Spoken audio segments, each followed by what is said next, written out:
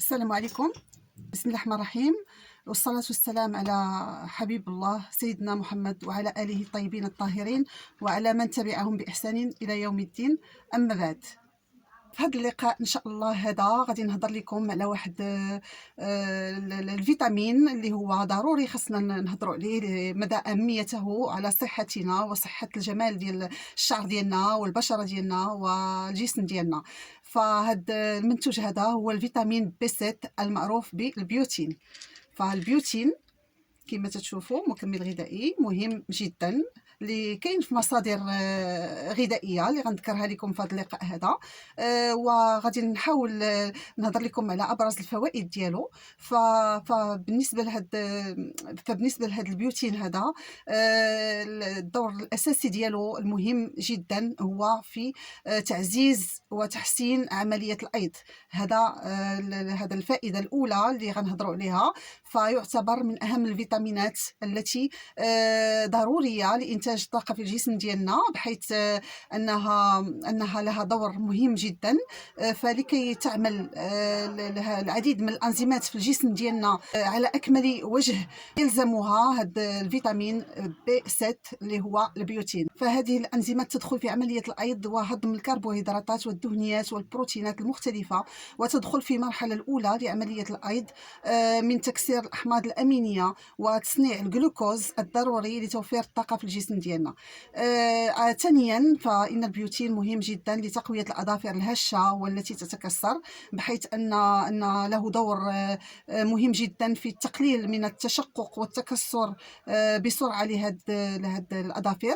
كذلك يعمل البيوتين أو الفيتامين بي 6 على تقوية الشعر وصحته، لأن نقص البيوتين يؤدي إلى تساقط الشعر ديال الانسان، مما يؤدي الى فالبيوتين مهم للشعر في هذه الحاله، واخذ مكمل غذائي اذا كان تساقط في الشعر ديالنا نافع جدا.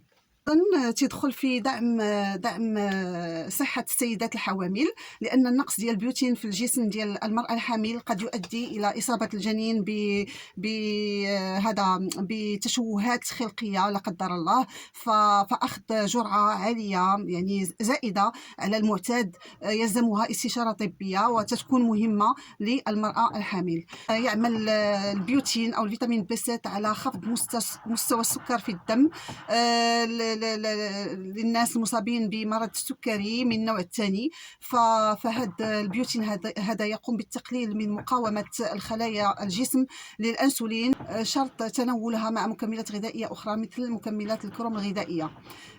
أيضا يعمل البيوتين على تحسين صحة البشرة. مصادر البيوتين مهمة، فهو يتم إنتاجه من طرف بكتيريات موجودة بالأمعاء. يوجد في العديد من المواد الغذائية والأطعمة مثل اللحوم، الكبد، الكلي، الخميرة، صفر البيض، الجبنة. أيضا تنوجد الخضر هذا الورقية والقرنبيط، أيضا الفطر والمكسرات، أيضا والبقوليات مثل فول الصويا وكذلك الفول السوداني. منين تنهضروا على الاضرار ديال البيوتين او الفيتامين بي 7، فاخذ جرعات كبيره منه تبقى امنه بشكل عام، لان حتى الجرعات الكبرى ما تتاثرش على الجسم ديال الانسان، لان الجسم يخرج الزائد عبر البول بشكل طبيعي، الا فئات قليله من الاشخاص اللي يجب عليهم الانتباه واستشاره الطبيب قبل أخذ جرعات عالية، ولأنها تتم خلل في الفحوصات ديالهم وهما فحوصات الغدة الدرقية. لذا فضروري استشارة طبية وإعلام الطبيب المختص بالمكملات الغذائية التي يتناولونها. إلى هنا نستغل الفرصة ونقول لكم أواشر مباركة بالصحة والسلامة، تحققوا الأماني إن شاء الله، وقل ربي زدني علما، والسلام عليكم.